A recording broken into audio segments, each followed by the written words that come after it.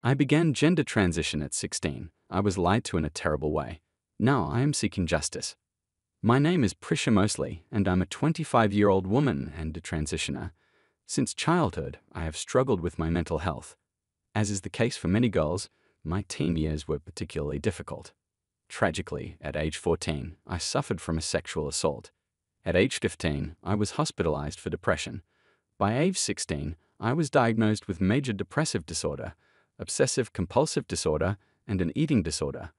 I engaged in self-harm by cutting myself, which became so serious that I was taken to the emergency room.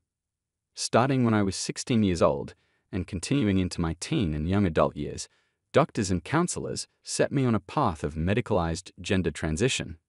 They told me that changing my body to look like a boy's body would cure my mental health problems. They told me that injecting large amounts of testosterone into my female body would be good for me. They also encouraged me to undergo surgery to remove my healthy breasts. I trusted these healthcare providers to take care of me. Because of that relationship of trust and my vulnerable condition, I believed what they said, and I thought they were treating me properly. Years later, I realized that I had been lied to and misled in the worst possible way. Years of taking testosterone prevented my body from developing as it should have. It caused significant vaginal atrophy and the inability to have intercourse. My voice was permanently changed. I was no longer able to lift my voice and sing, which I used to love doing. I experienced severe pain in my shoulders, neck, and genital area.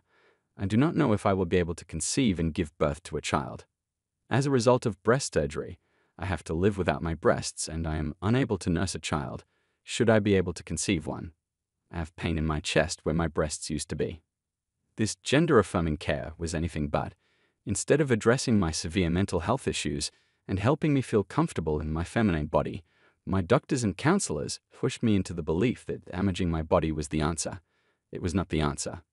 Their care, in the form of testosterone injections and breast surgery, left me broken with extreme physical injuries and without my body parts. It did not cure my mental health problems and instead made them worse. I have shared my story to warn others about what is happening in America. I have testified before state lawmakers and committees to explain the need to protect vulnerable individuals like me. I also want troubled teenagers who are looking for belonging and acceptance like I was, to know that you can be accepted for who you are. Trying to change your body won't fix you, it'll break you. And you don't have to change your body to please anyone, certainly not healthcare providers who stand to benefit financially from setting you on a path of lifelong medical care. I am still picking up the pieces and trying to put my life back together. I am in dire need of healthcare, as I live with the consequences of what the doctors and counselors led me into when I was a teenager. As the next step in my journey, I have decided to seek justice from the legal system, hold my healthcare providers accountable, and hopefully serve as a warning to other doctors and therapists not to do this to anyone else.